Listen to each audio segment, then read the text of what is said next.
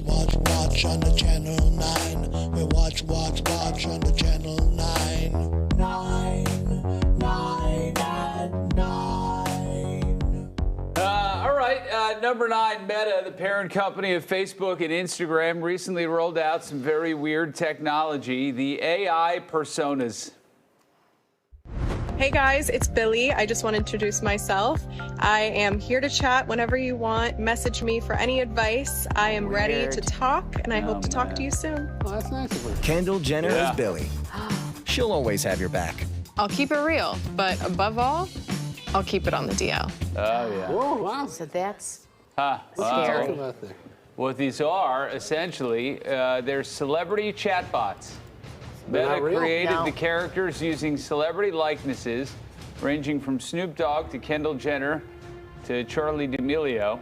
These are not the actual celebrities, but you won't know, which is the problem. Yeah. Meta paid them about $2 million each to spend a couple of hours in a studio and then allow their AI likeness to be used for 2 years. Are They these allow people that. insane? What?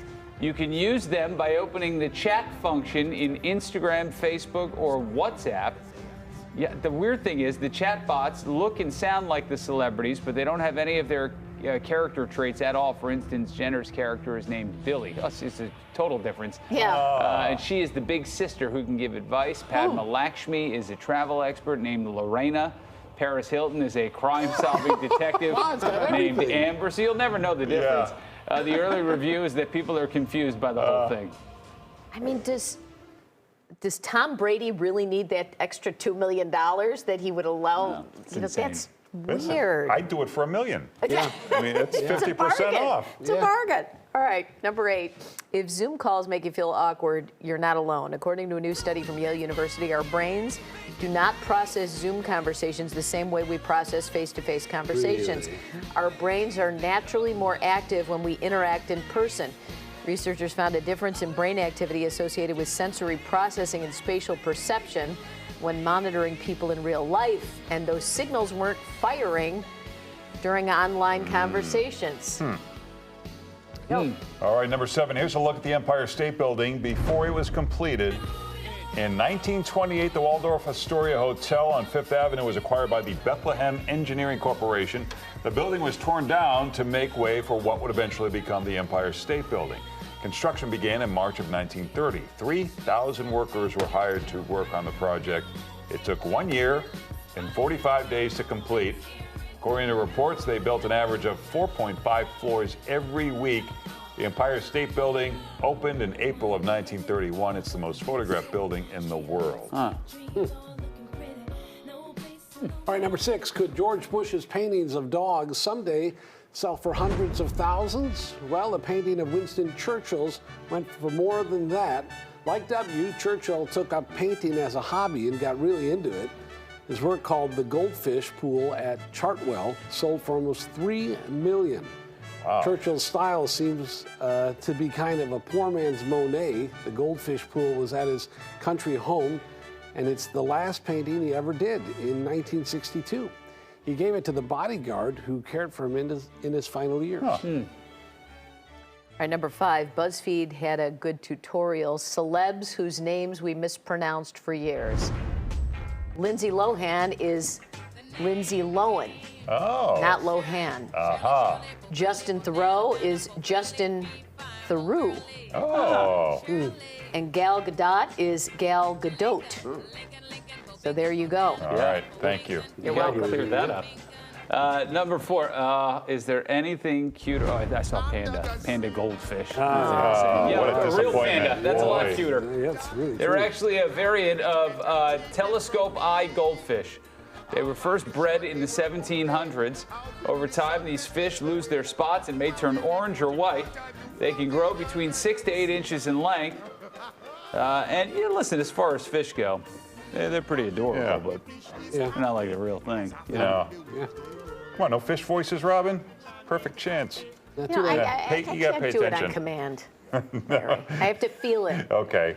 Number 3, coming up, we're talking to cake boss Buddy Valastro. He has 2 new shows coming to TV this month. But let's look back at a classic moment from his original show, the one that put him on the map, Cake Boss, and it wasn't always perfect. Take a look.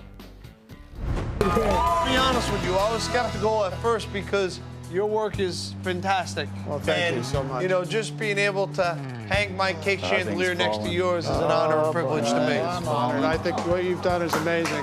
Truly amazing. Thank you. Cake.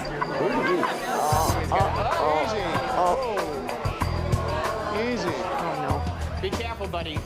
Stage? Yes, of course it is.